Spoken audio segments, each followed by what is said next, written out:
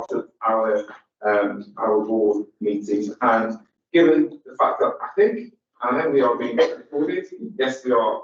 I just wanted to just kind of point out the purpose and the ambition of our board meetings. So the board is accountable to the public and stakeholders to formulate the trust strategy, ensure accountability, and also to shape the culture of the organisation. And the board does do this. It delegates authority to board committees, and you'll hear about that today, to discharge its duties effectively. And these committees actually escalate items to the board where the board decision making and direction is required. And then with regards to our values, the board will ensure that all its decisions are taken in line with the values of the trust, which is compassion, inclusion and committed. So if we start off with the opening administration. Well, this is Kat's first board meeting. So Kat is our new company secretary, and I wanted to welcome you, Kat, formally to the trust. It's great having you on board. I'll just check if you know what you're on the table. Yes. Yes, I do. Thank you. Brilliant. Right. I wonder whether the people who have actually might want to introduce themselves. They may not be actually know. Yes. So let's start. Yes. My name is, thank you very much, Chair. My name is David Tita. I'm the Associate Director of Corporate Governance. Hello, I'm Toby Daharia. I'm Consultant Psychiatrist and Medical Director of the Trust. Who is Steve also the Chief Nurse. Dave Summons is the Director of Finance. Hi, morning. I'm Moseley, Chief Executive. Phil Gale, Chair of the board. Morning all, I'm Miss Devin, Director of Ops. Yeah, this is psychologist. Good morning, Patrick Narrow, I'm Executive Director of Strategy, People, Partnerships, and also Deputy Chief Executive. Good morning, I'm Mr. Mayor, I'm one of the non-execs, I chair the audit committee. Good morning, I'm Hannah Sullivan, I'm the Corporate Governance Manager and the Membership Manager. Hi, I'm Kat, I'm the new Company Secretary. Great, thank you. Thanks everybody. And those who are watching, you may be looking at the board and thinking that we've all coordinated with each other, having shades of green in some shape or form, which is true, and that is because we're actually celebrating Freedom to Speak Up month. So you'll see reflections of green, also green, and spring green around the board today. But it's vitally important that we do acknowledge freedom to speak up, and that our colleagues within the trust actually know about service, and also know that we as a board are actually promoting and supporting that as much as we possibly can. So we start off with apologies. So formally Dr. Linda Cullen and Belle Claire, and just to note we have got Monica joining us via hybrid. Yes, the testing to say sometimes it drops out in and out, but we're mindful of that. But it's good to have you back, Monica, and when you're on the road to recovery. So glad that you joined us via online today. And are there any declarations of interest in relation to any part of the agenda today? Okay, great. Just for time, if we zip to the minutes of the previous meeting, and can I just ask, are there any points of accuracy or points of omissions that people want to raise at this point in time? I just have one, and we did have some discussion at the board meeting around our community services, and I think I was posing a question to Vanessa around the waiting times, and I think the discussion went in the direction of raising concerns that in terms of our service users and patients in the community, because the waiting times are so long, potentially that could have a knock-on effect in terms of their mental health deteriorating, which could then result in potentially when coming in patients.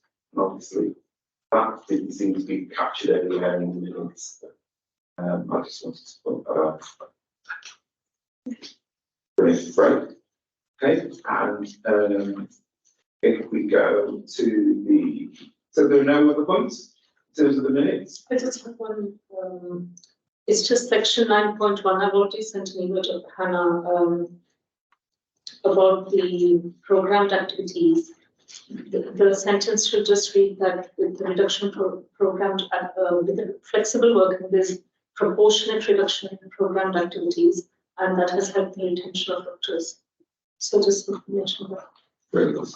Excellent. Thanks, for Vida. And so to the action one, and it doesn't appear that everything is green on the action one there. There's just no comments on item 6.1, which is Dr. Linda Cullen and agreed to meet to agree the logistics of the quarterly oversight of CQC action plans at all committees. So I don't know if they did or not. They did, all right. Did they? Good, sure.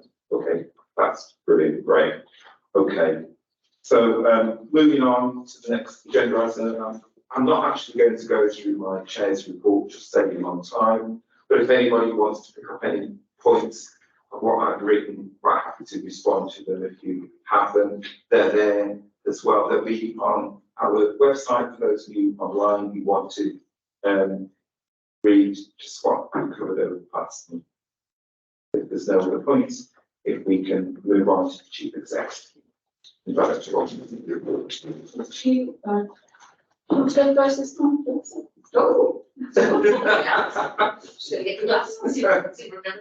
I'll do that. Yeah, I'm highlighting my bits, so I can remember what they are. So there's quite a long insert. Again, it's always a challenge to sort of summarise 2 months worth of activities in an ops report. So I've just pulled out some sort of key points here. Some good news stories in there, but again, just to keep reminding ourselves that we are still challenged from a demand and capacity perspective in all of our divisions, via sort of, waiting lists, caseloads, acuity. So, that is still being managed, and that is still a challenge across our services. But, just need to recognise that here in the report. Also picked up in the report some themes this month. So the divisional associate directors pull the reports together, talking with their services. So the real theme around quality improvement that's come across. So you mentioned that today, and I think great. That's in my report as well. And we had clinical governance yesterday, and again, there's this real upswell now of wanting to make a difference, sort of wanting to change. How can we do it differently? And a real sort of, I don't know, it feels like a real upswell sort of, around quality improvement. So that's again reflected in the reporting from a divisional perspective. And also improvements in recruitment. Again, we still have our challenges, we still have our vacancies, but some green shoots, I think, from a divisional point of view around some vacancies, which we've articulated in here. So if I start with ICCR, which is our Integrated Community Care and Recovery, like acronyms here, so that's our community services. So I wanted to acknowledge the work that we're doing from our community transformation perspective, working across the system in the community collaborative developments. So again, it's working with a place, working with all partners, working with our local communities.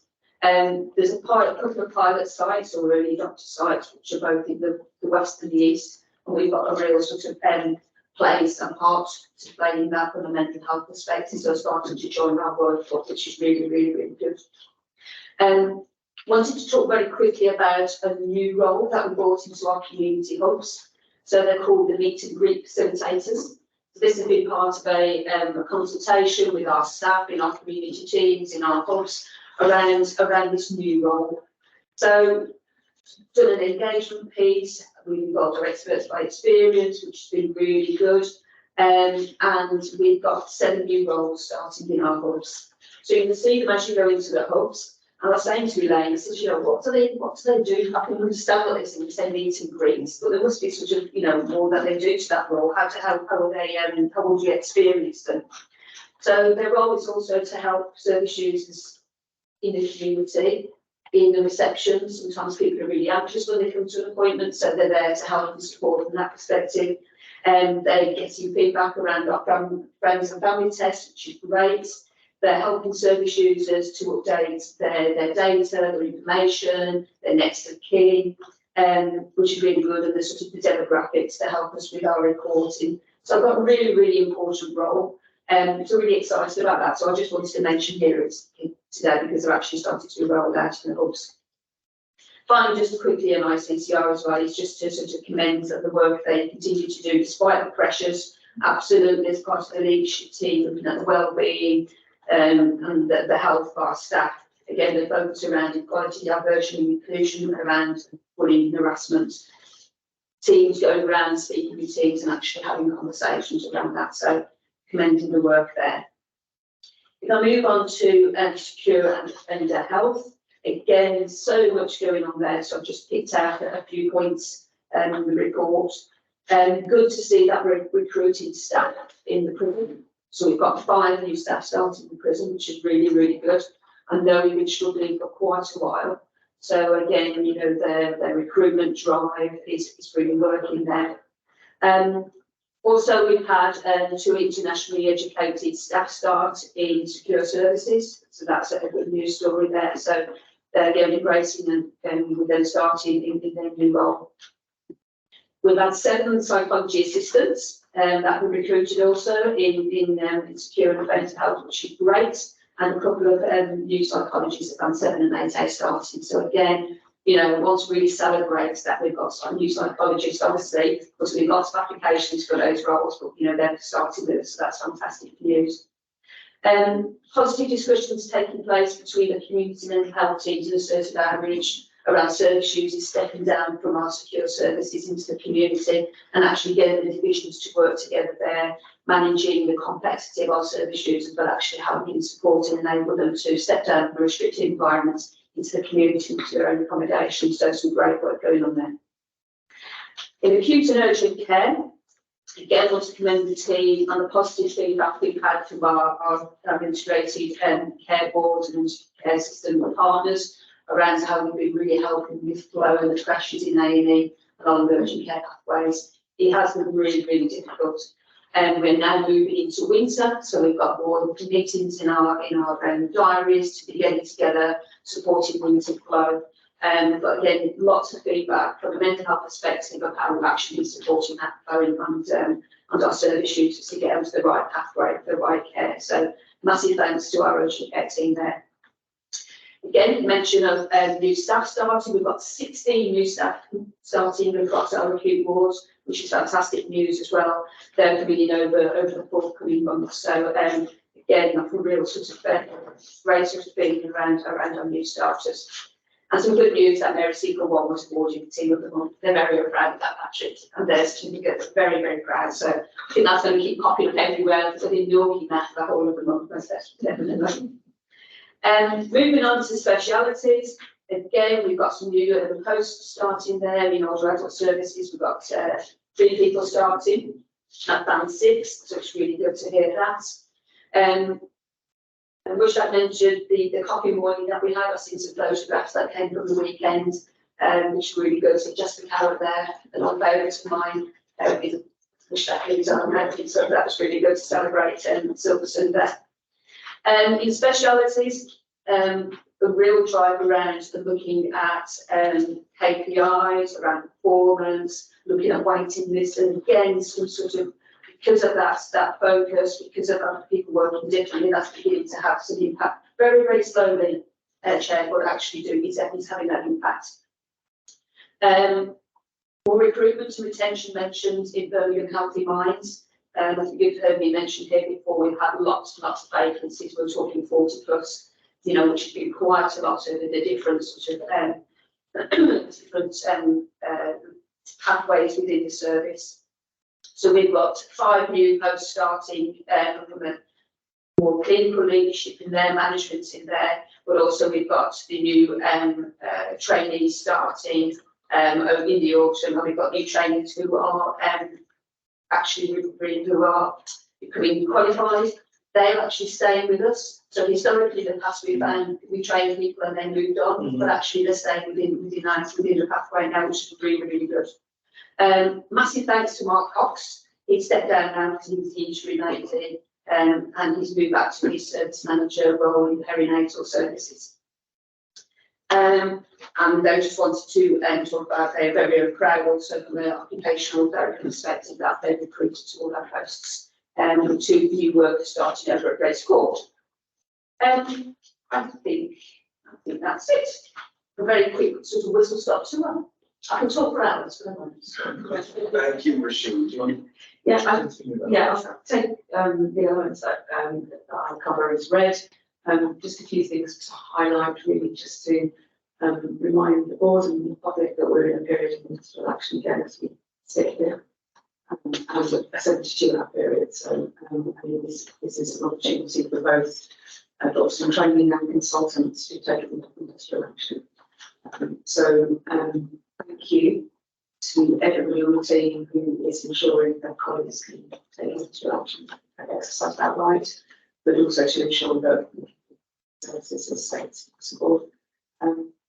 As we discussed last time, we can't sit in public and say that whilst we're managing as well, that it's not having an impact. Certainly it is. We've raised the point already about, especially with us, about the situation we're already in around the levels of demand and what that's meaning for rates. And we can only see that this is happening, given that we're able to prioritise seeing when every time there's industrial action. And so we recognise that that's going to have a impact. So thank you to our patients up there as a nice who are being very sympathetic to the situation that we find ourselves in at the moment. But clearly we're still pushing for some kind of resolution to this. I'm not sure that we're seeing that, but we need to see it, and we need to see it soon. From a quality perspective, I just wanted to touch on the fact that continuing to work very closely across the organisation, but also with CQC, Care Quality Commission, following their most recent inspection visit, which was focused around our community medical activities. Some good practice identified that clearly a lot of learning, and we're responding to that as we speak.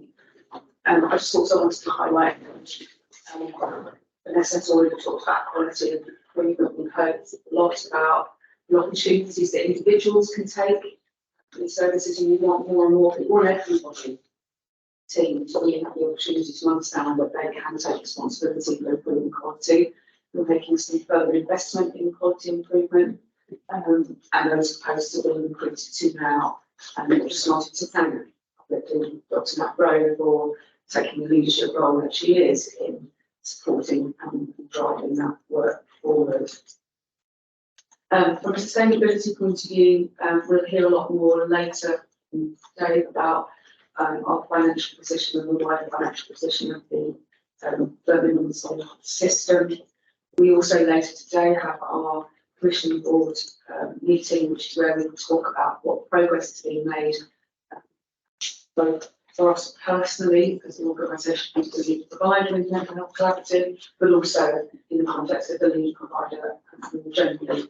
But just some headlines for public board, just to say we are developing the infrastructure for quality, and we recognise that quality oversight is really important to that role. So some infrastructure development happening around that. And lots of discussion, lots of people asking us about what would be different.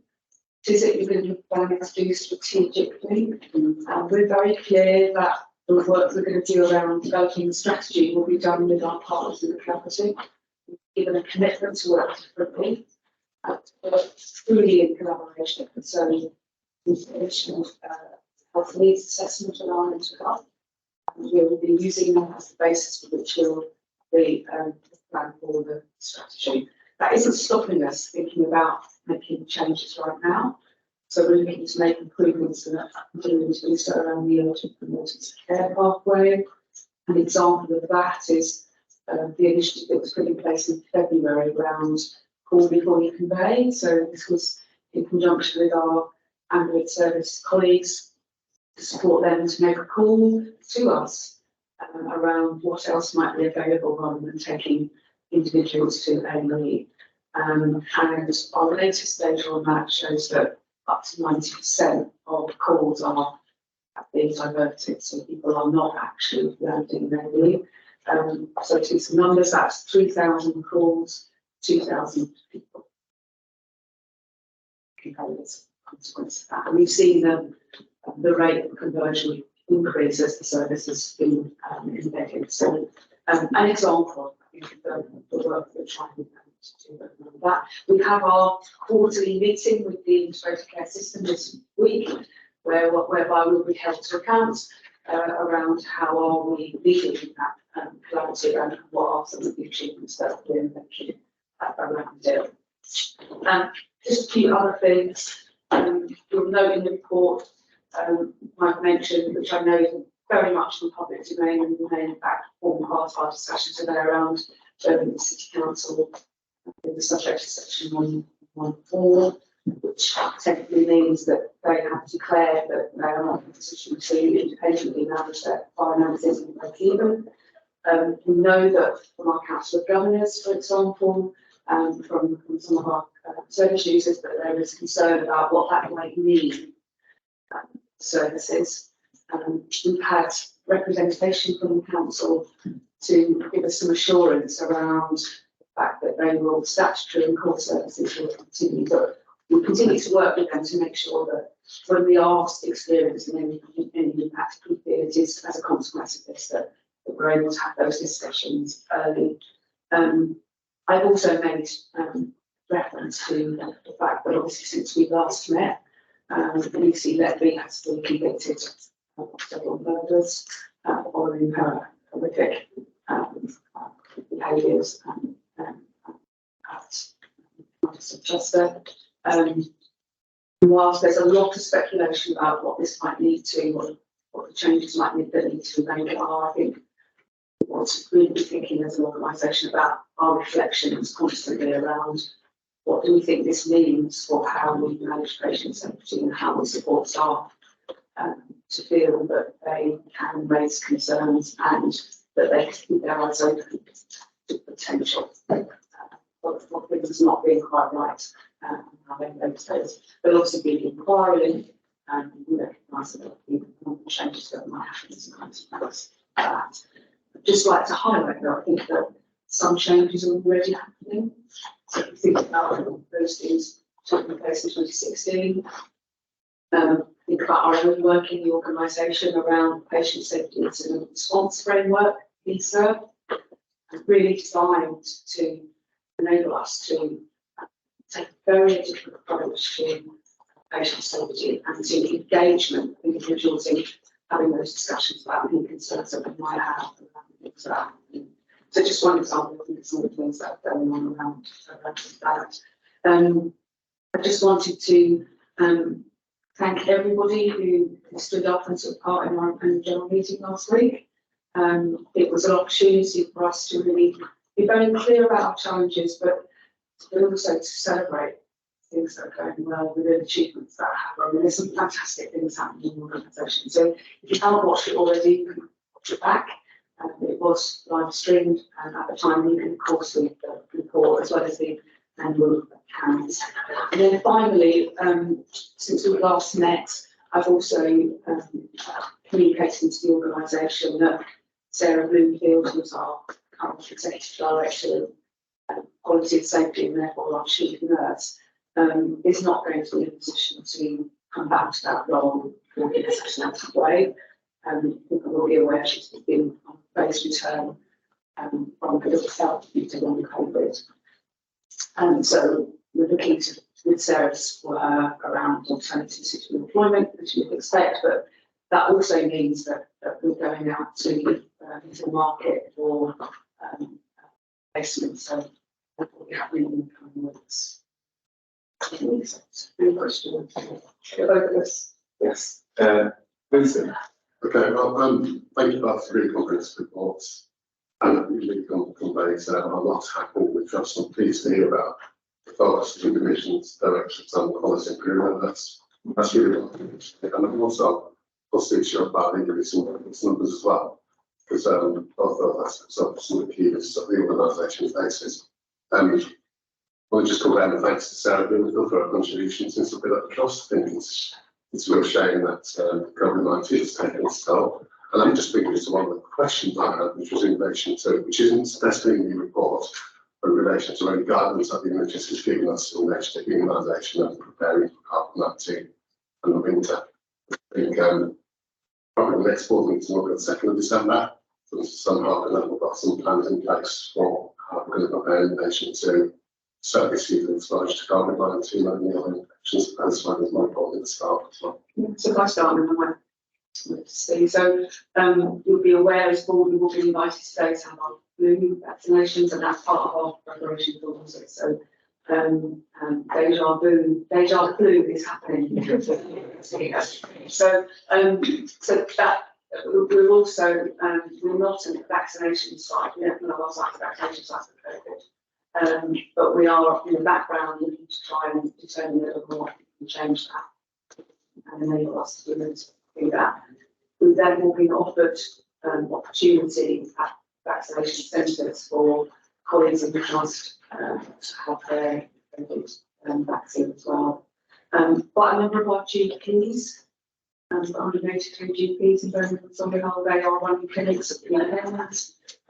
So really encouraging people to go and have their COVID vaccinations through wherever route is easier for them, and often that might be on a Saturday.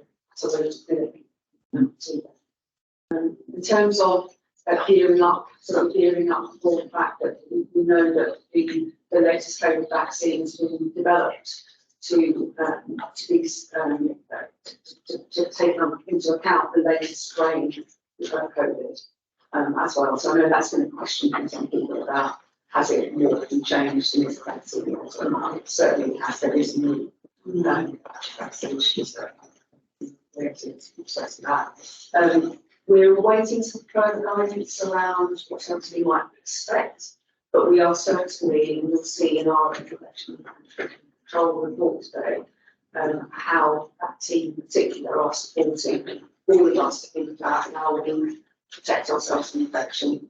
And we make sure that we are wearing masks still available, that the protection regime that should be in place regardless of whether or not we're in COVID situation or not will happen. But we're ready to implement. What's likely to happen is that we may receive information about needing to implement and escalate our guidance that we put in place before. But we're expecting that guidance to be in terms of what the national plans have been taken advice to have the JCB guys and the joint code immunisation. So they brought that forward. For instance, those people who are most eligible and at most risk, they started already in September, so brought that forward. And then the NHS is now contacting with people on the 18th of September who are then subsequently at risk. I think the conversation it would be to get something like research, just like the owner really and the governors in terms of them really spearheading us trying to mobilise as a COVID vaccination site. So that's really the support of the governors and Nigel Barnes for being progressing that. And then whilst I'm on the subject of deja vu, whilst perhaps slightly provocative, what it has done within the organisation is started the conversation and started it really early. So I think a huge thanks to the heads of nursing and AHPs and the comms team for getting that message out there, because we've seen some green shoots really, particularly in specialities where nearly 100 people have already been, more than 100 people have already, so it's increasing every day. So it's a real tribute to the lead that the teams have taken. For instance, to give you that assurance that, as Rashid said in the background, we are trying to ensure that we are a vaccination site, but we have mobile sites where people can go and access the vaccine. Thanks, I've got some more questions. I feel like it's the burden of me being the other apart from Phil, and I think one is having difficulty with Sarah. But anyway, we don't ask a lot of questions. It's not a surprise, probably. But we're here. Yeah, indeed. You mentioned in your report about the CQC report on community services and their visit showing was August or something. And I think at the time of writing this report, I could see that and they're really important responses. I just want to check whether or not they've actually written to us and what the state of our responses are to that. Because I think it's quite important, certainly for public health staff and users, as to where we sit with that. So for example, the first question is, was it a surprise what their findings were? Well, to us and also to the community teams as well. So, could I answer the question that was in there? Yeah. The question about have we heard from them, we certainly have, and I've said that we've not trying to get across is that we're working very close with them and very constant contact with them. So you will see later in the patient safety reports reference to the section 29A, so they issued two, one around medications management and the other around risk assessments. And their final report we haven't yet received, and they had hoped to get it to us within a matter of weeks. They did inform us that because of the other things, and it was delayed. And I think they've also now informed us that in terms of it going through their internal processes, so we still don't have an exact date. So we have responded to both of those section 29As. In terms of your question about surprises, I think there was disappointment, is what I would describe, particularly amongst integrated care, some of the integrated care leaders, particularly around the medicines management element. I think they felt that this is something that they've been working really hard to reiterate to people the importance of, and felt very disappointed that hadn't, we're still in the situation where some of those things were being solved. That said, they have made the action to make sure that they are assured. And there is a question for them, as well, around how I need to ongoing insurance. So we've got their plan, their busy was arranging the board that we made. On the aspect of risk assessments, I think that we recognise and know that we are managing balance of risk density purposes, and that for some people it's absolutely imperative to these risk assessments very much. For other people, there is a sense that when you're in contact with them, they actually are prioritising the risk assessments. And again, there's some immediate actions in terms of around considering how can we keep all of the risk assessments what we need to, given them our statistics. And that we do so in the need for the plant. So again, there's some very immediate actions to provide some assurance to the director at the team and to us as a board around that. There's some ongoing work. Okay, another question, in fact, which is looking at the industrial action, which affects normal NHS and here in particular. There's obviously the disruption to services, but also are we spending a great deal of money on covering services with agency staff or bank staff? What's that situation? If we are we sort of capturing that cost? Because I know that it's something that's coming in the press about, particular individuals being paid very high rates or high for covering services. What's our level of exposure? So what I would say is that question about that, just rolling all in one, and in relation to the industrial action, and you talked about the impact that is potentially having on our services. Do we have a contingency plan going forward that is actually continue what is actually going to look like in terms of the impact that we presented to to the decision making today, like we want to address this because we've actually done some work. If this continues, the likelihood is going to potentially. So let me answer the first question first. So we've got 26 people such that everything is opened up. People are really and we've had concerns that the longer this goes on, that we'll have willingness to do so when it's so. And so I think that's why I wanted to really thank people. And it isn't just doctors stepping up to stop, to cover a doctor's notes, it's the whole team stepping up to support what's going to happen for solutions as well. People are taking their industrial action.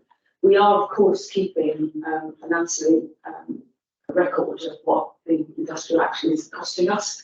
In the main, that has been providing payments to people who are in our team to provide cover. It has not been, let's get a whole rank of, additional agents of people, and it's been very much in that space of supporting those who are stepping in and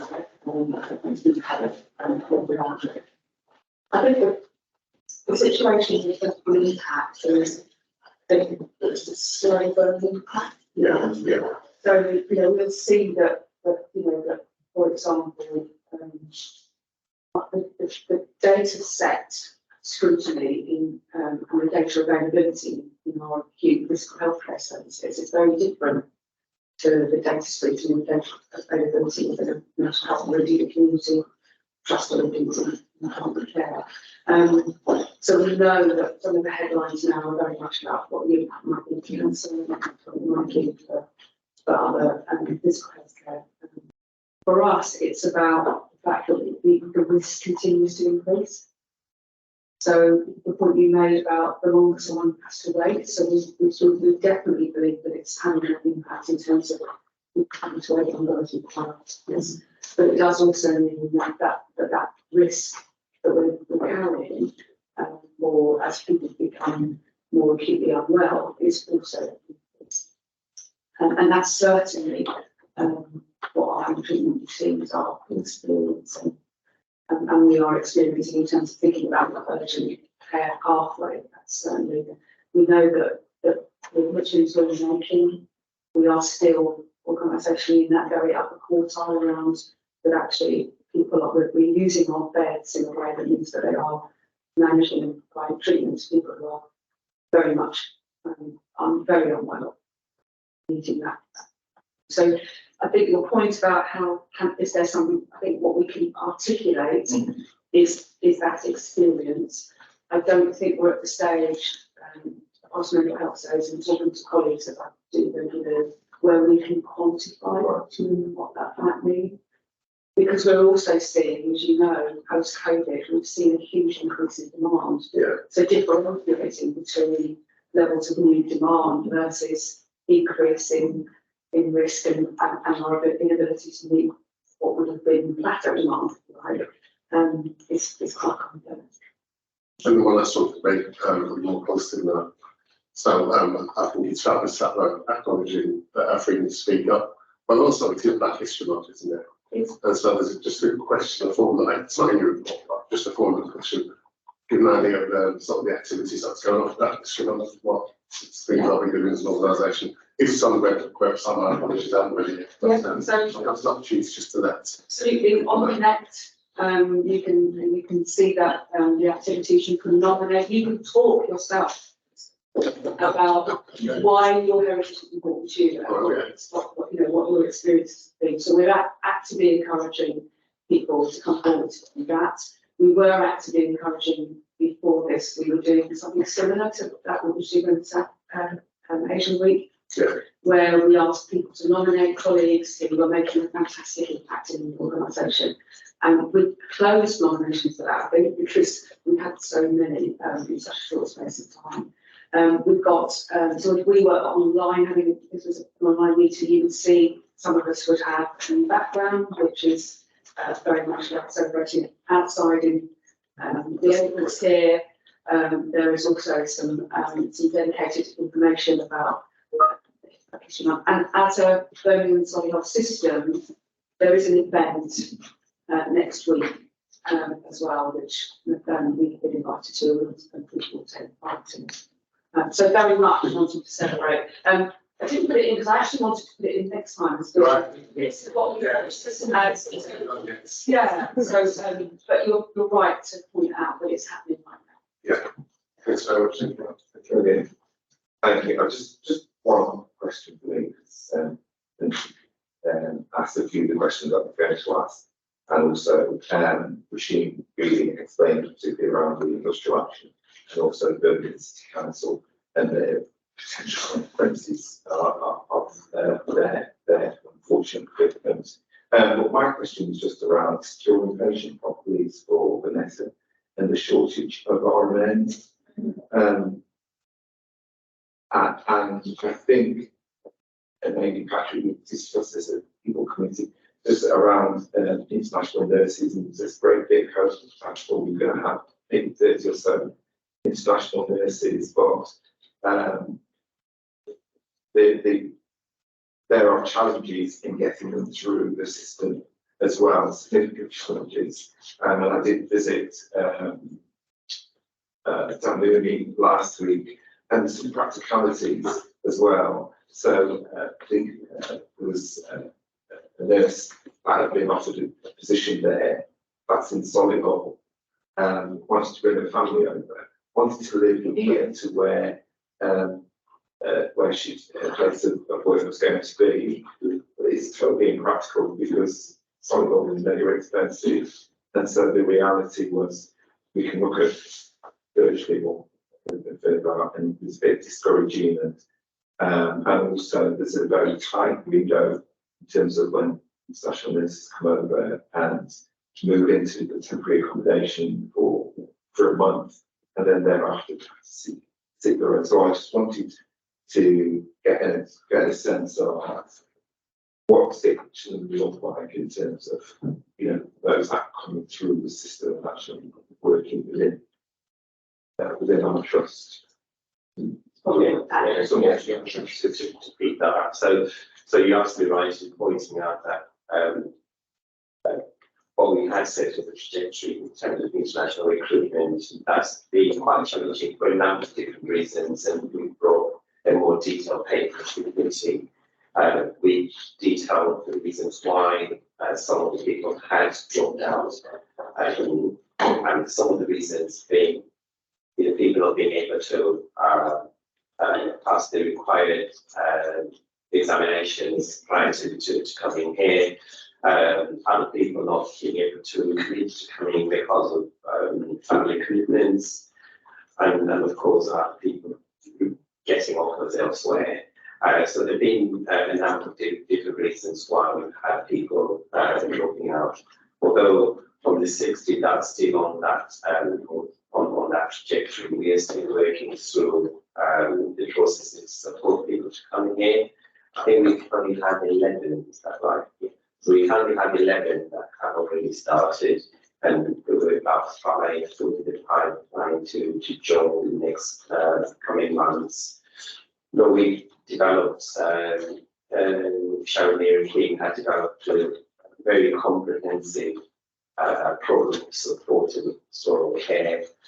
We do recognise that some of the support needs to be more bespoke, because people have different needs, and simply if some of the challenges around where we're placing people, that's really the argument to be able to retain people who come on board to work for us. So I have to look into that, into some of the processes of how they can raise some of those issues that are a bit more bespoke to their individual needs. Yeah. Thank you. And in relation to shortage of RMNs in securing patients, is that raising risk levels? And if so, how do you?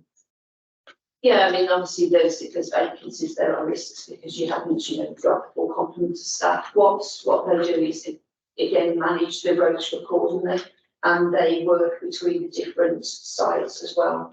So we're hearing from a Bernard and Lee perspective, their position's a lot better. So before you used to have people from the staff in Tamarind or race I used to go over. So they have their twice or their daily staff models. So they look at their rota, they look at the needs of the service users on the ward, and they manage accordingly. They may call the other units for staff to come over and help out for a shift. They would use bank staff, they would give overtime. So they do manage. So from a number perspective, there are vacancies, but on need, they will bring in additional staff to manage those risks. Chair. No problem. Thank you. So you may want to come in as well, actually.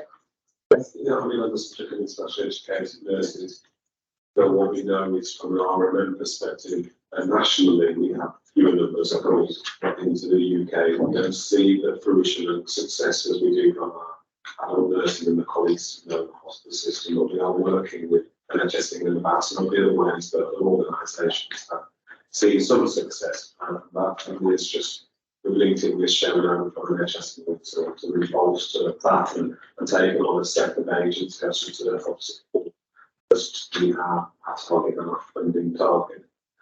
In terms of RMN cover for our secure sites, we know that the RMN bill rate hovers around between 60 and 70%. And to mitigate those risks, there's always an RMN on ship providing care and leading for, which is really important to highlight. And how the risk mitigated is through overfill rate, through an agency called qualified nurses, but also we have an overfill rate for healthcare support workers, which is why we see the frequency because our bill rates often above 100% healthcare support workers. But that's to ensure that allocations are rewarded and people are getting the best care they can offer. Thank you both. Thank you for that. I don't have any other questions. There's none coming through from my field like that. Okay, great. So if we move on to the agenda and go to the That's amazing. That's you. I'm talking today. I will put up with questions actually. So if you may, I'll take both reports together. So one relates to the meeting in August, which I wasn't present for, and the other relates to the meeting in September. But reading them both, you see that there's some common things in there. There's something in that box.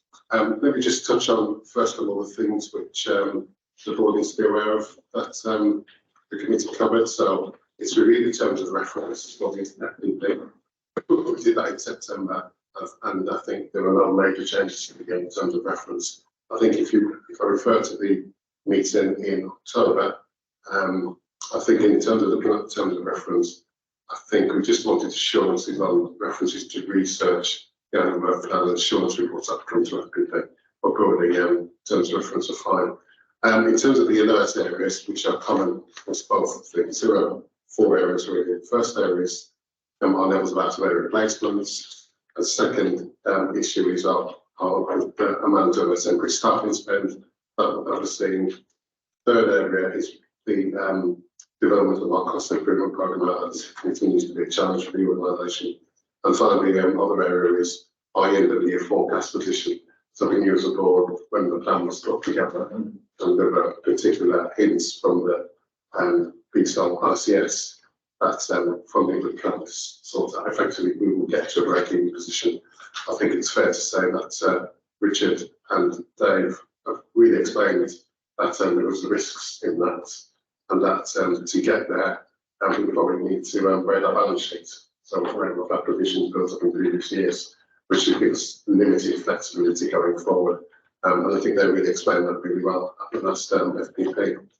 Equally, I think at the last FPP meeting, it's also described the work being done to mitigate our out-of-area replacements, and I'm starting to see some early shoots of the work that she's done in her leadership in making sure that we're starting to look at that area more closely. So, although it's a low bit to the board, the committee were sure that we're taking some particular focus in that particular side of things. I think also referring to the second meeting, we were assured that work has already started to look at budget setting process for next year, which can be really challenging, as well as the medium-term plan as well. Medium-term plan doesn't look great, but I think we were assured that we're starting to look ahead in that direction, because it means that we further look ahead and you can mitigate what's coming as much as possibly can. I think that's all we want to bring out really in terms of, the other thing we want to say is later on in the agenda you'll see the emergency preparedness, which the FPP can looked at. So it's worthwhile knowing that when that comes to that item on board, that has been looked at by the local committee. Thank you. Thank you, Winston. Any questions? Following that. I just wonder that I appreciate the conversation happening in the community about our out-of-area replacements, but I just wonder as a board whether it's helpful for us to have a better understanding about how that's working, because conscious that the outside looking in, people are going to be saying, well, actually, you catch projections for some time, many managed to get there. And I suppose there's a question about what are the continuing challenges, but what do we think is different about doing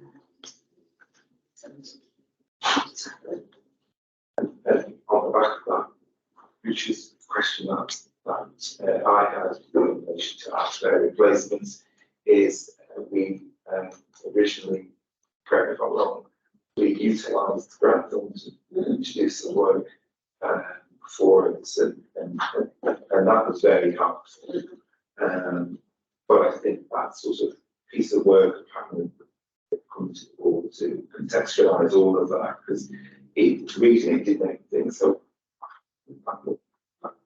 grant funds and that's been embedded in actually, we're actually seeing long-term fruits of that, whereas we've kind of survived the improvements that we able, and it may be the external factors maybe may play a part in that, which takes some understanding of the lack of the rest of them. Yeah. So yeah, happy to do a paper and gives us more here, something we're doing. Absolutely right, Chair. Grant also did work with us, and they work with us as a steering group, which means Friday at 12 every week. It's and we're regular members there. The meeting comes as well from that clinical leadership. So both Rachel and myself are the SROs, senior responsible officers for our out so they're fresh runners. We have amazing people, amazing teams working together again for quality improvement. How we can do things differently, how we work together. So grant funds work with us and will be what we describe as our productivity plan. So always make the note of the ones here. So we talk about gatekeeping, home treatment gatekeeping, every mission. At this point in time, we have too many access points into the where mission to a bed. Where back in the day, we did the home treatment team model with home treatment gate kept, see whether they needed admission, would it be at all, bring them on to home treatment to manage that home in a safe environment. We have our place of safety, our psychiatric decisions units, and A&E as access points that could have access to a bed. So we're looking at how we actually gatekeep from a home treatment perspective all of those admissions. So that's one work stream plan that we are actually working on. Locality working as well. So I think it's really difficult to try and manage our active area position unless we try and work locally with the community mental health teams, with the home treatment teams, and with the inpatient consultants, and with the teams working with their population, with their people who are risky in the community who need to come in, people who are due to be discharged, and people who are potentially out of area who need to come back. So they have their data now. This is just starting to work. Dr. Salraj Vincent has been taking the lead on this and described it a couple of meetings back how actually he only has a couple of people waiting to come in. His people out of areas is reducing significantly because he's managing that flow. So Salraj is now taking that presentation and going to the other localities to roll that out, but I can put that in more detail in the paper. So that was our project or work stream focus. Our length of stay on our delayed transfers of care is also a concern. Our length of stay has been going up significantly over the months. So what we're doing is we are resetting what we think is a reasonable length of stay, based obviously on national KPIs, but also on our prevalence within the Birmingham, so we have to think about that as well. And our delayed transfers of care, we have a large number of those. Not very straightforward detox, we can work those through. There are quite complicated ones where involves maybe additional funding under 117, under complex care, and having the right step down facility to support with findings and blockages there as well, which we are beginning to see, which we have data for, which we're actually trying to work through. Another piece of work as well is around the clinical oversight. So again, the Beavers Health Support, we have a senior clinician who's going to have some more oversight and some challenge around maybe that person could go on home treatment. How can we support to enable that to happen? Again, working in that locality level. So that's really good to have that. And also then making sure that we're utilising all the capacity that we have. So we have respite position provision. We have the opportunity for people to call M111, to call their helplines. Are we absolutely using all those other options in the urgent care and acute care pathway to enable people not to come into, so, you know, to admission avoid and to actually to discharge quicker?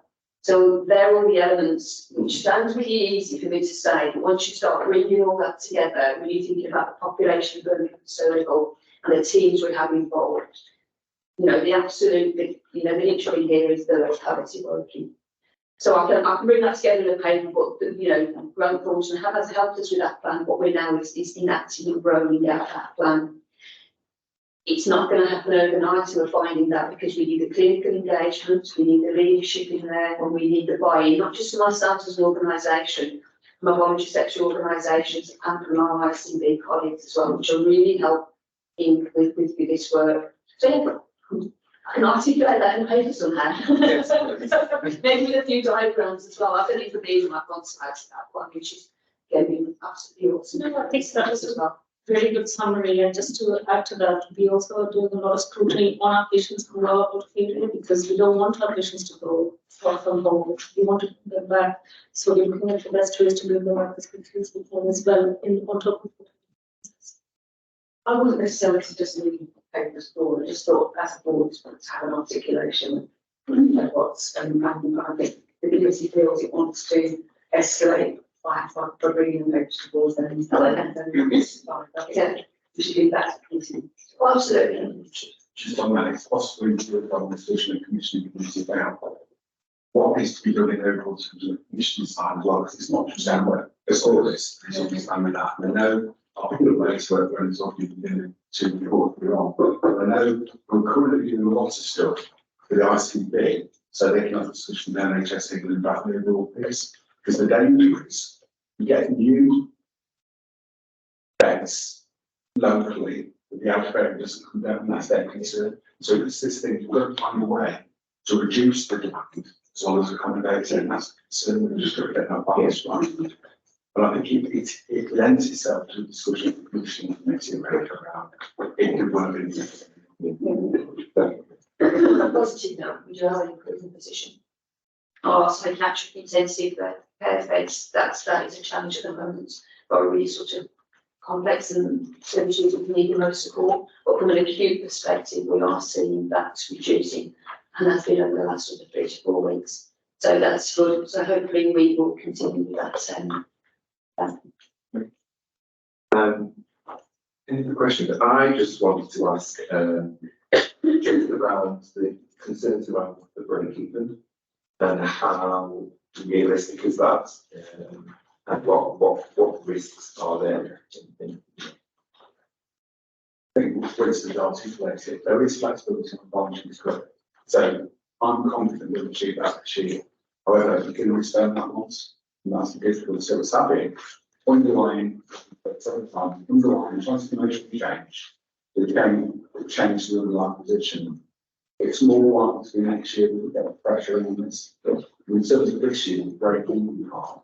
If you look at the overall system, one, we're probably the most open position in the overall system. And two, I think we've got the most confidence we will achieve that. That's for its own potential risks. You don't get working drive this out of town elsewhere. I think Winston articulated that before. So we've got to get the right balance. We've got to take the mental health approach and make sure we look after the care, etc. I've got confidence it will achieve, but it's what we do longer term. That's the thing. And I think it's really, if you look at the two parts, mainly the outer area and about the temporary staffing, if we could solve those, and that's a big if, then actually most of the areas are funding, which is, we have got real questions in those two areas. And finally, what assurance do you have around, particularly around CIPs and energy efficiency and our a digital offer and how that can potentially? Okay, I think we've got to first pushing about what we do about digital at the exec level to come, so we sort of around that. I think what we've got to be better at describing is what we're going to do around the tech, because there are a lot of really strong digital stories with service, and we're just going to pay proper time to actually explain that and explain to them, this is how to go for virtual circle to improve as opposed to say there are problems. It would be really, really helpful and encouraging to actually get a report around. So I'm sure we're doing some absolutely great pieces of work. Well, no, just not actually. I think it's really managing so you get both the wider spread and you've got some major ones coming through. I think, for instance, the part around the average shared care record across Greensole generally, I don't think we take advantage of, and that could really transform services. And it's making sure you bring the two plots there, which is what I said before. But we just had several discussions with the guys there, and we've got more now in terms of the clinical people mentioned nurses around that sort of wider pool in there, which really returns that. So I think it would be helpful to bring that back. There's a lot of energy efficiency. Yeah. Yeah. So actually, we're quite energy efficient. The problem is constantly going on across the place. So you have got continual pressure around now. But as I said before, for us, if we were to be able to tackle the out of area, the overall spend, not just the out of area, but the overall spend, not just the broken part, that would significantly change where we are. There's a danger is we're then forcing pressure on other areas. Yeah. So I think, point about digital, so I think we have got a few things happening. So again, this week we have been on track, things which we know is recognised nationally for its impact. As one example, I think we know that also as an organisation that we're still one of the few that actually is paid for all of our awards. So there's something about things we've already achieved and what we're able to do from a digital perspective. I think we're probably at a stage where it's very much about what do we do with the partners. So I recently had a conversation with our colleagues in the Community Trust, where we always recognise there's synergy around the population that we're serving, and the fact that we now have a joint role in that leadership role around connections digital. So talking about whether or not even with one of our universities to think about actually what could home surveillance look like for us in Birmingham and so forth. So I think we're at a stage of actually there's probably limits to what we can do on our own, virtual impact, but there might be things that the shared care record, the home surveillance kind of technology side of things. So when Vanessa talks about integrating medical teams and that project, actually could concentrate on how many people well out there rather than will make an awful lot of difference. Which we've got to really look critically about what that means as opposed to just not looking at different it's got to look at that cohort, and that's particularly what self-policy is looking at and really driving through. That's a quick question, just about the record. So I think we are interested to have the guidance with our information record. Is that the same community health? Is that the same community? They've got a different series of issues. They've got a number of infrastructure problems. Right. So if you talk to Carl, they're significantly away from where we are. So for him, they've got to come up to the same level so that we do things collectively. That's the challenge over there. We have got a shared approach to the information strategy we're trying to put together so there's no real piece. It's fair to say they've got to do more around this. But I think the big thing is we're really not capitalising on the we've got with a shared error. So were you referring to the community trust? Yes, I was thinking about our community. Let's have the community as well as the community trust. How all those records are integrated with other district ones, because I feel that's quite an important thing. Okay, that's reintegrate. So all records go into here. Okay. So we've also got probably a plethora of too many forms to get through issues. So we need to rationalise that down. But what you've also got alongside that, the shared care record brings all the other parts in as well. So primary care essentially it's fully integrated. There's probably too much there. It's how we just pull out the things that are relevant. So I think we've seen in some areas stuff goes into different places. You get free sexes. How do you harness that up? Thank you. Are there any other questions? Okay, so to you then, Dave. Thank you very much. So there was quite a lengthy discussion at the last, I wasn't there at the last MP, but I know there was quite a lengthy discussion around it. We'll set the reports as read, but I'll just emphasise a few bits. So in overall terms, after 5 years, we've got a deficit of just over £500,000.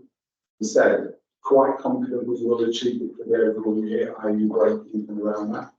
In other words, to substantiate that, we've got some discussion at FPP around that part of it. We've also got information here about the system position and the scale of the challenge, certainly UFD, towards our position. And effectively, what that does is brought us to the attention of NHS England, so if you like, in terms of on board step type. So we have to do more than we have to build the confidence. There's a piece in here about financial controls that have been imposed in other areas that haven't got the same position that we have. We started to merge the need to do things locally. We've responded to that. We've talked to FPP about what that means locally. We've got analysis in here of how we do against those checks and balances that they do talk about in there. We've also got the information about the forecast out and we talked about some of this in the medium-term plan. As I said, the issue really is by 2027, all the organisations really need to be an underlying break-even. That's the real challenge that we've got. There's a bit that's already been said about budget setting in here. I wasn't particularly going to say any more than that. I'll answer the questions around it, but I think they're good things. Questions? As Dave said, there was very comprehensive discussion in the Finance and Performance Committee around this. Yeah, I can reflect on that as well, to be honest. Yeah. I think the area to look at, I think the efficiencies is going to be the challenge, right? Because to my mind, it's a more on board, but to my mind, changing the NHS from a focus on quality and safety of staff, service users and patients, to flip it up instead towards performance and savings is a really big ask, especially as we've got to generally, but we've lost a number of staff along the way as well. So I kind of think of the way we approach the efficiency area is really going to be quite important to do that. To hold the values of safety, but also think about the efficiency mind. I think that's a approach. So just these should be one opportunity, I guess, you think long term. Procurement and that procurement only. So there's that Responsibility for procurement across the campus. yeah. So we can, in the last just go on into that. There are significant potentials. Yeah. That mainly they're on the acute side, on the mental health community. That's the experience across the country. Yeah. So from a provider point of view, I think it's going to be challenging, but it's about how we make sure we embed a culture of identifying efficiency without people feeling that it's a threat to their staff and their services. So it's a big role for our quality improvement. Yeah. This is about quality improvement can and does lead to greater efficiency. So hence why I wanted to make that investment that we have to start to see what difference that can make. Yeah.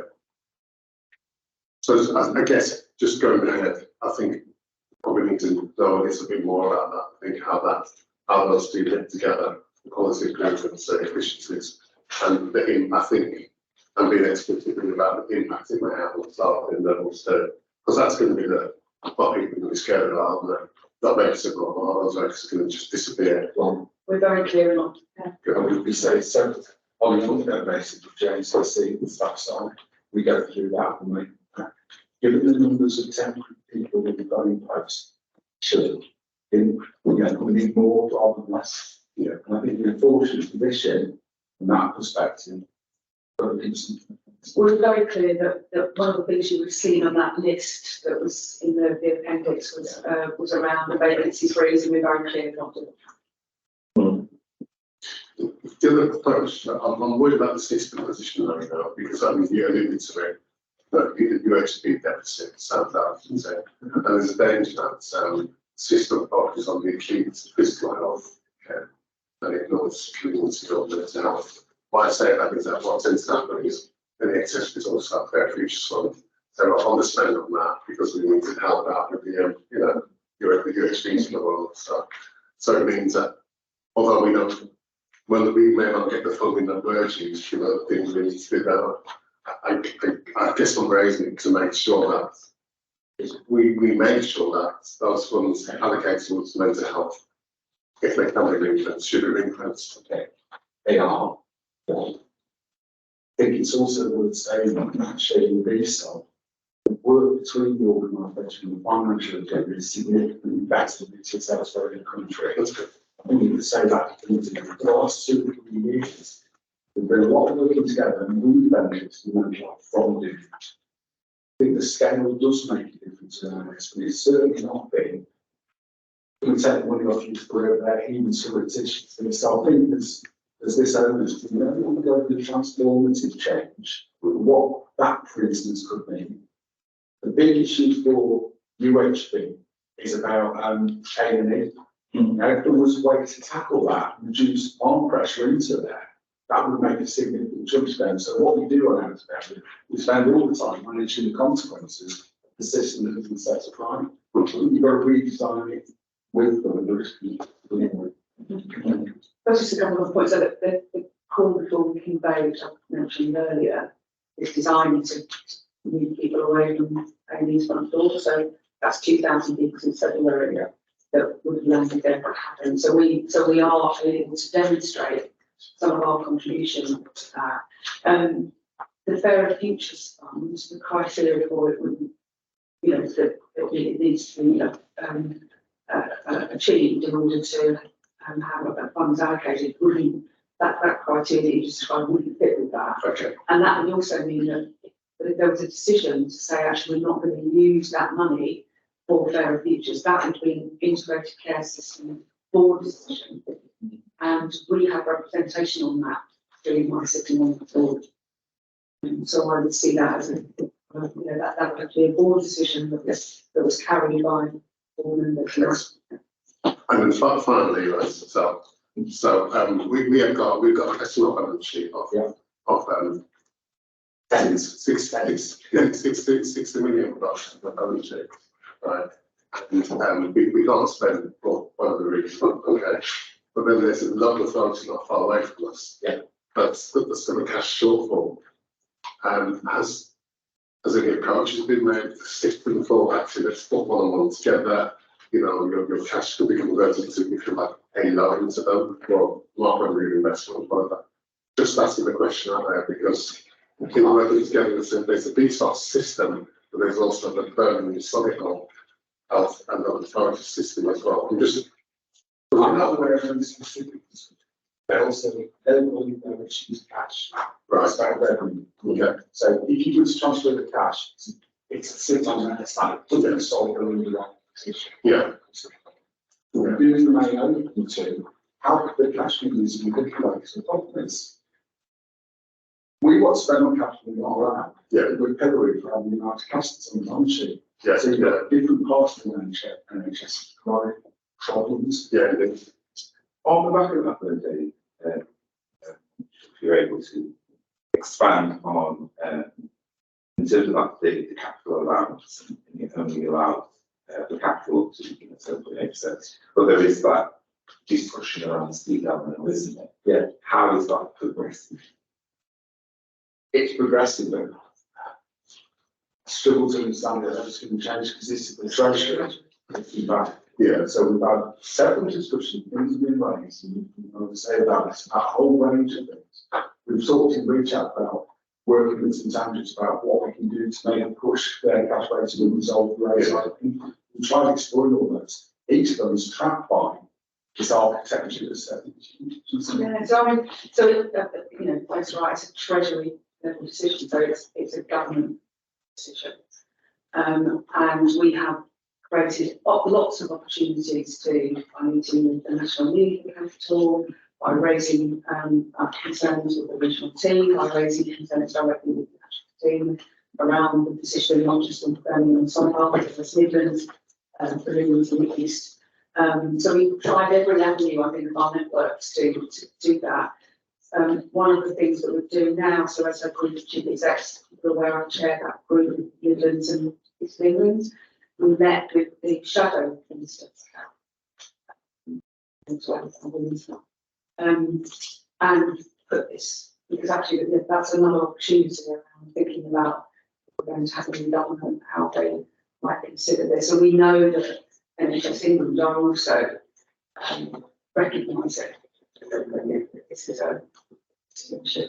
But I think the idea that we're going to get change in this coming months, I think that's why we're putting all our efforts now into what are the alternatives that we can have some control over and get support from our regional team who are very supportive.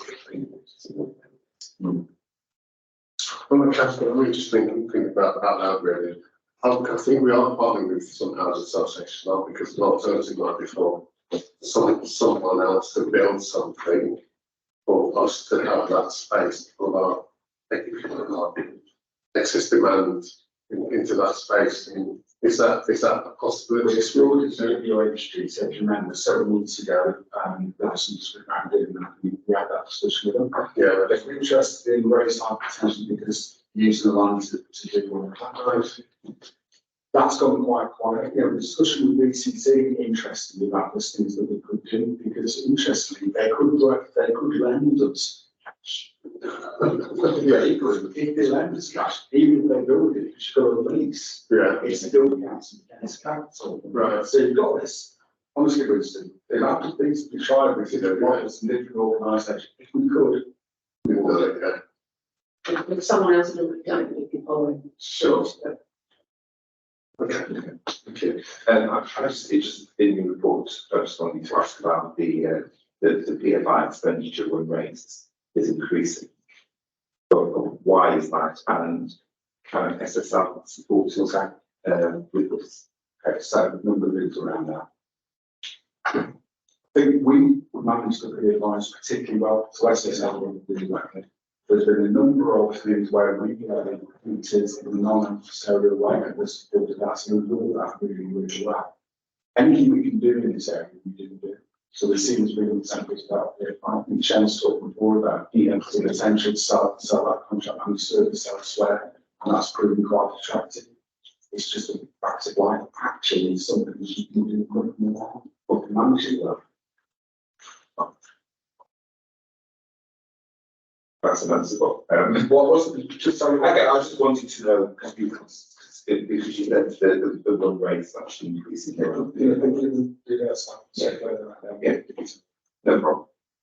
And then the final question, probably for the it's in the report, the medical agency spend is still quite high.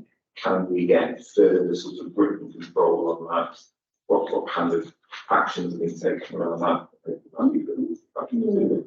There's a lot of work going on in this area in terms of trying to offer some of our good agency doctors NHS local contracts at a good rate, and some of that has been successful.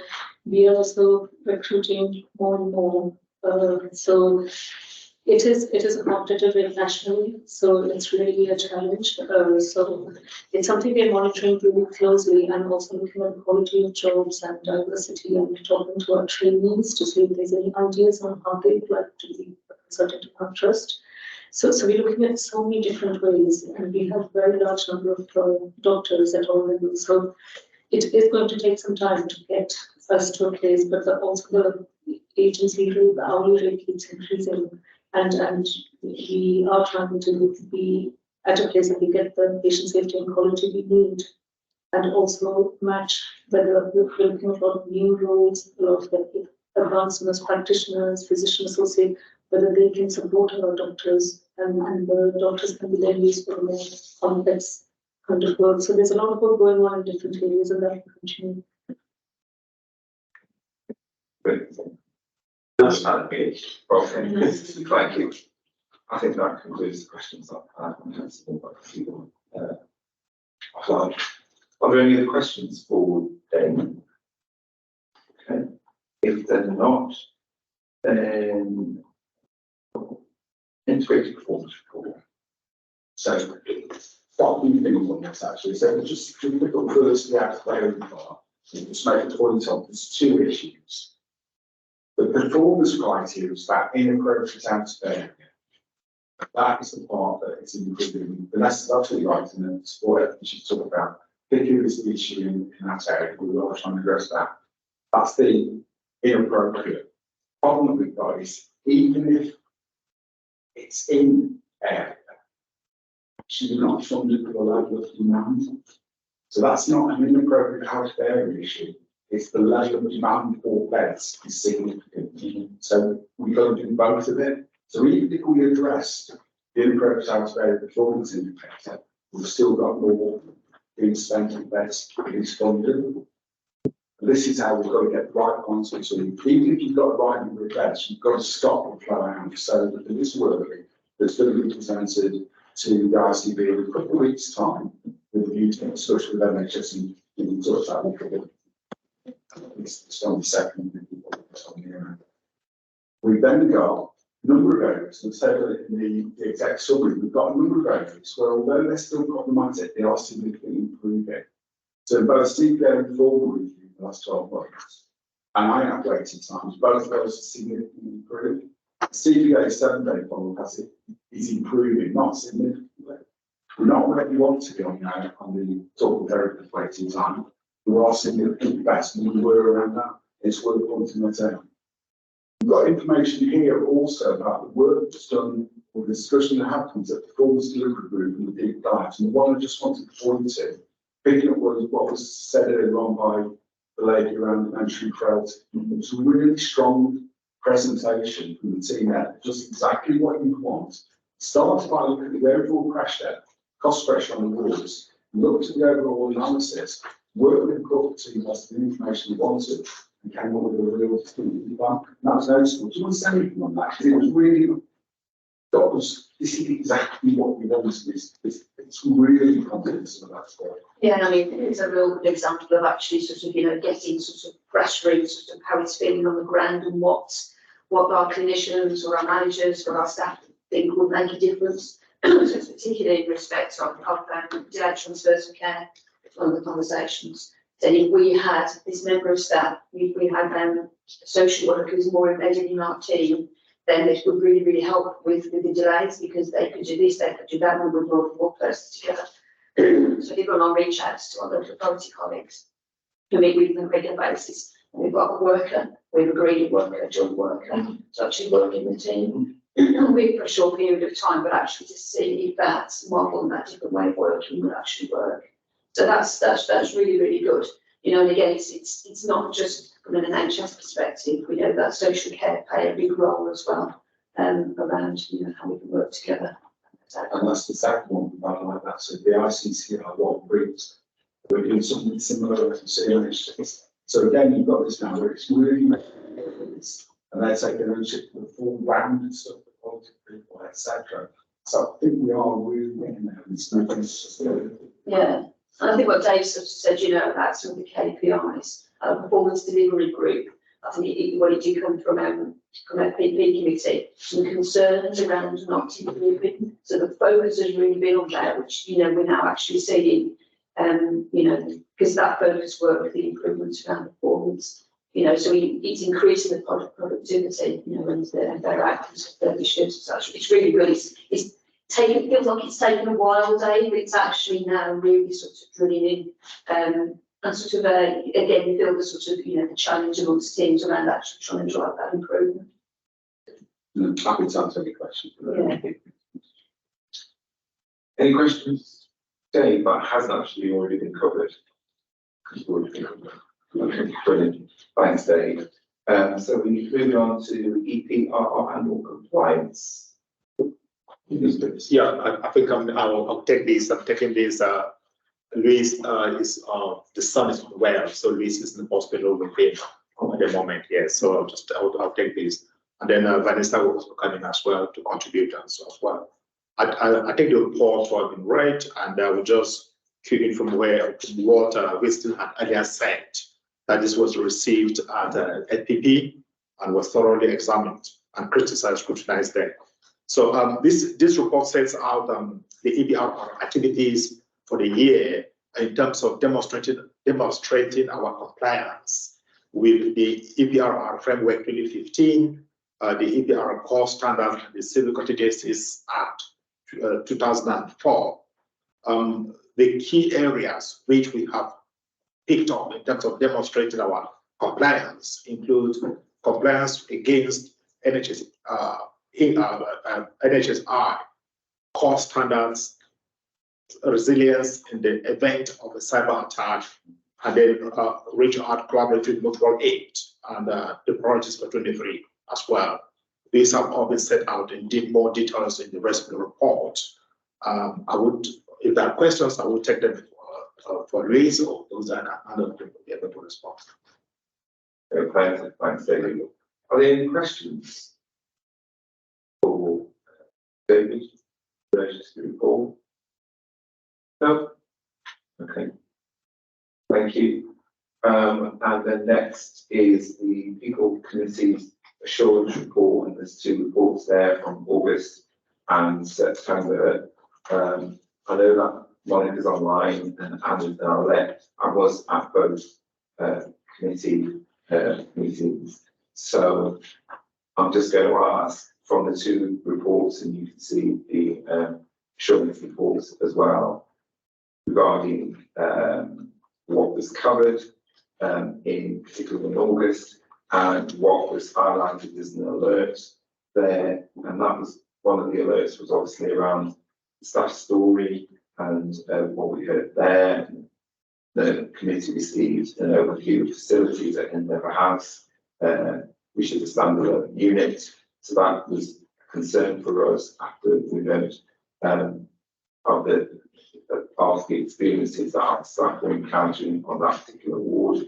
Also, the financial controls and safeguard concerns on making appropriate decisions. There is currently an overspend of £500,000. This is in August.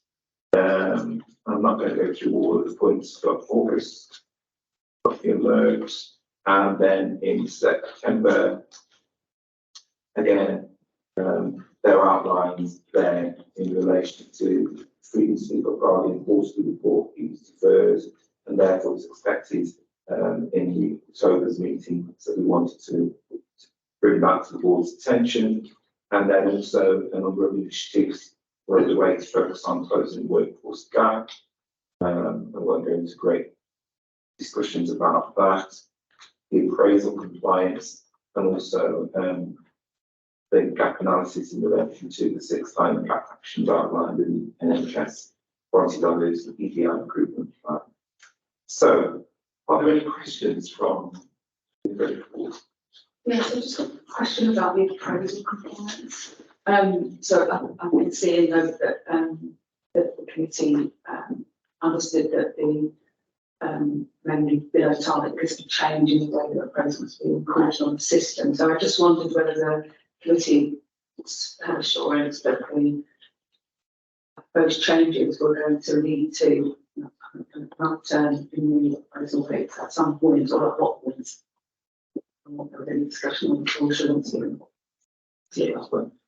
Yeah, so I think in terms of the figures that we presented to the committee, there is a slight improvement. However, in some of the areas, some of the issues that we've had is, for example, access to smart cards, and also we could see that on the system we've got over 800 people who have already started their appraisal, and following up with some teams and why they haven't then progressed to completing the appraisal. So we based on that detailed work, and the reason we have a plan and a group that meets on a weekly basis. What we need to be bringing to the committee next time is a very clear trajectory around milestones for delivery. And I think you just need to have the confidence in grouping some of those issues before we can set those milestones. Just adding this, I think it was a discussion we had. You made the point that actually the CQC isn't necessarily what we're talking about here. So you shouldn't see them criticising that clinical supervision, etc. So I think what we've got to do is make sure we address that box. That's the one that is a real problem. This is one with the self-reporting that is around standards. I think it's just important we get that right on in there. So I don't see, do you want to say anything in terms of how we are in terms of the supervisory, if that would concern us? I think that's when I had the conversation and we're working towards how we look at balancing that and separation from what is that we're reporting. So just against our own benchmark measures and we've had that conversation about how doctors and our medical colleagues also look into that. But just be really clear on what is internal versus what is that we're reporting on regulation. I've got a question to the chair. So on the alerts in the September report, it talks about the gap in relation to 6 line factors in the electricity quality diversity improvement plan. So just a comment really, it'd be good if it was more plain English used in this, because that's really 3 times just to understand what we're trying to do here. So it says what we're trying to do is to consolidate our risk officer, the workforce disability and modelling for into an overall plan. But it just says that. I'm wondering, so any time scales around when that's going to happen, and for us to do that an actual plan to address it, because at the moment it's just feels like, yeah, we've got these gaps, but we're bringing together and it's just hanging there. Like, I just want something a bit more concrete than that. What we're going to do is something that we can relate back to our staff and our stakeholders. That's not going to ask for the committee. Yeah, it's the same.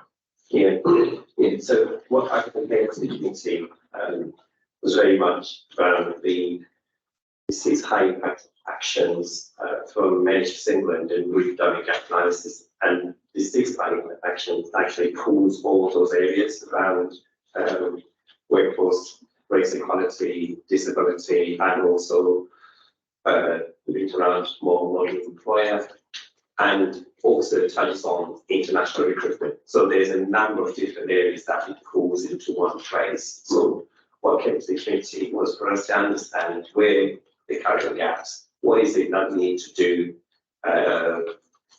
really to reduce that gap. What we didn't have is the bit about buying where we want. Some of the areas we do, but not all of it. And what we agreed is that will bring further assurance around being clear around the timeline for closing that gap.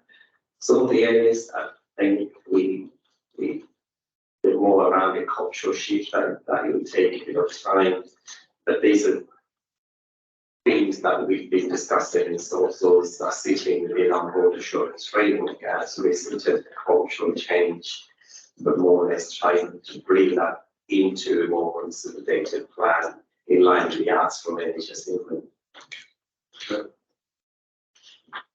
Thank you. Are there any other questions?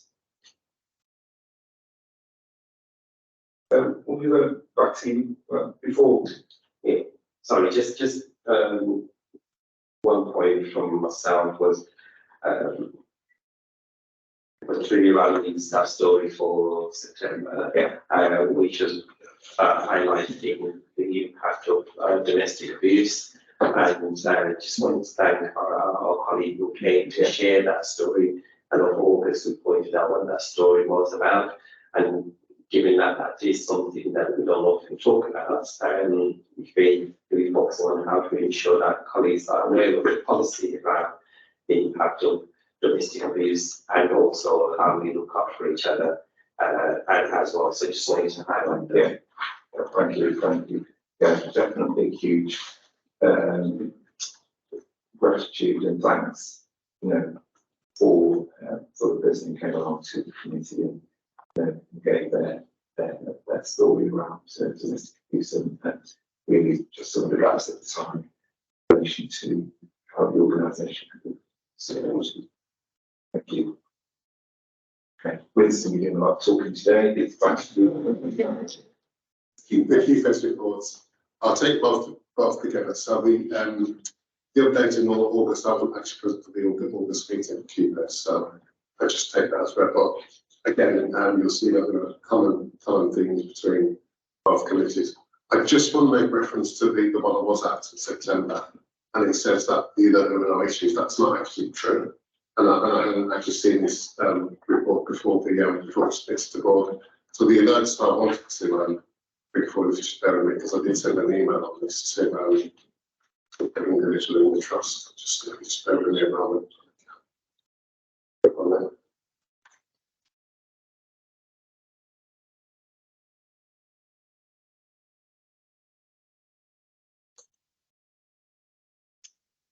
Sorry, I'm just trying to. It's okay.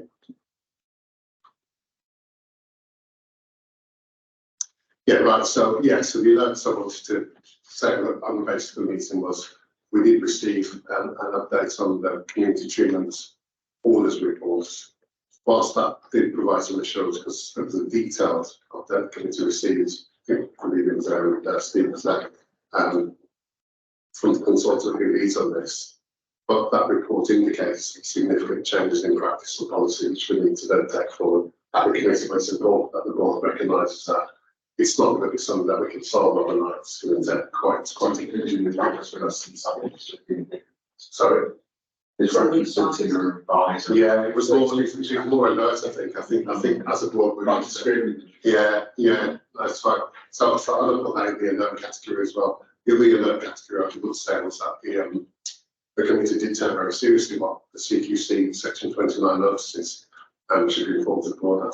That's coming during the board now, which is good because I think it's important that the board hears that quite seriously. That's what the next steps and actions are going to be. It's also highlighted in your report as well, Melissa. But we were quite keen about, okay, if that's what it's saying, what's our plan going to be? And how do we get assurance that it actually happening? We did get some positive assurances in terms of the quality indicating the performance report. Although there was a concern over staff assaults, and that remaining quite high and having a zero tolerance towards that. And we also expressed some concern about the complaints across handling. And in fact, I think the next QPAS meeting will try to pick up on the complaints team and the results we've got there, and we need to do something about the speed of response, how we're responding, and consistency. So we're quite clear on that. We did look at the terms of reference and we approved those. And just go back to that report. Sorry about this.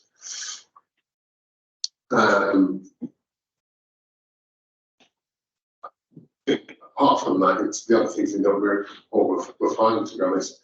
We did receive again items going to the board, just so that the board knows what the committee did look at.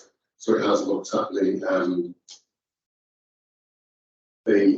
patient safety report, which the board received. It's also looked at the infection prevention and control and report and safeguarding. So the committee has looked at those, and so those items come up. I think that's all on that. But Steve and Frida, you want to add any more in terms of the assurance report that I've just described? In terms of the monthly update, we get a monthly update around CQC to QBIC. So what we articulated is actually our progress following our full call unannounced last year and our continued trajectory against the must-dos and should-dos in good process. In terms of our section 31 historical warning notice, we have continued to have as our monthly relationship meetings with CQC reported a static position of achievement.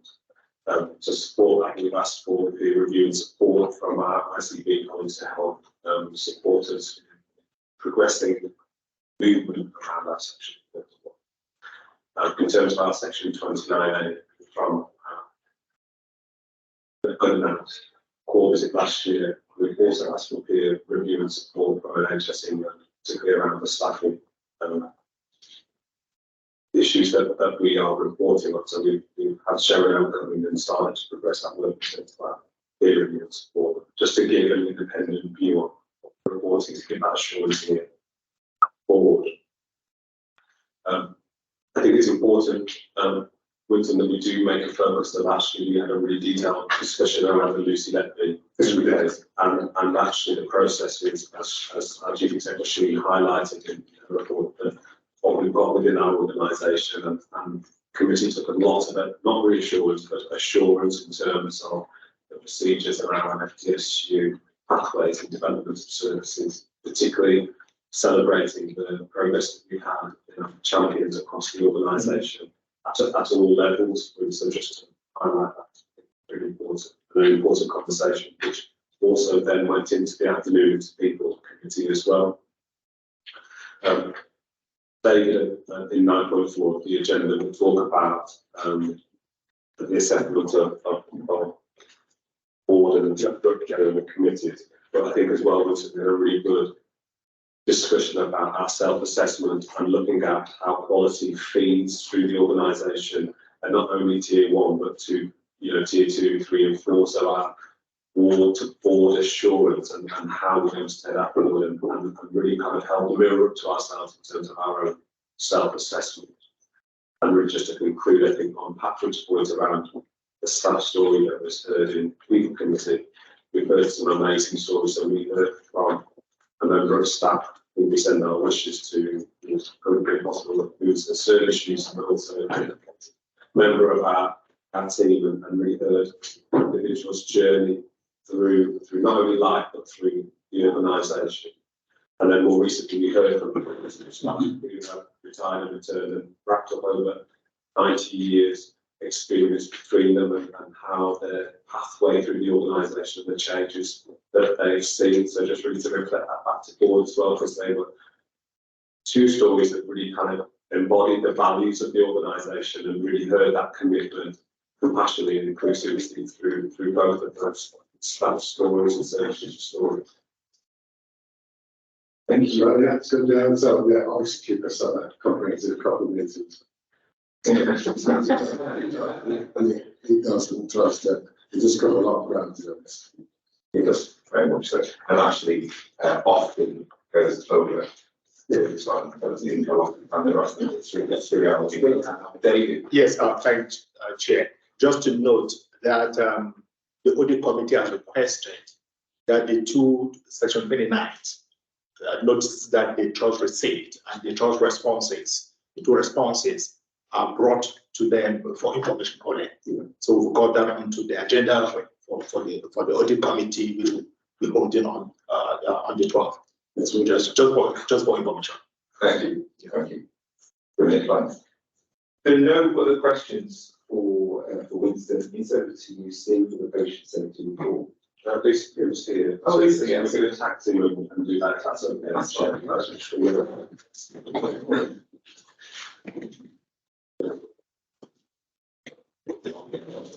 Lisa, going to take a conference right now. David, you got quiet. I've got a plan for you. Some of them need to be approved. Because of the minutes. Yes, that's fine. I just wanted to check. Are they more approval papers? Yeah. Yeah, most of them are approval papers. Yes, most of them are for approval. That's all they're about. What do you mean an approval? Of course, if there's any questions. Yeah.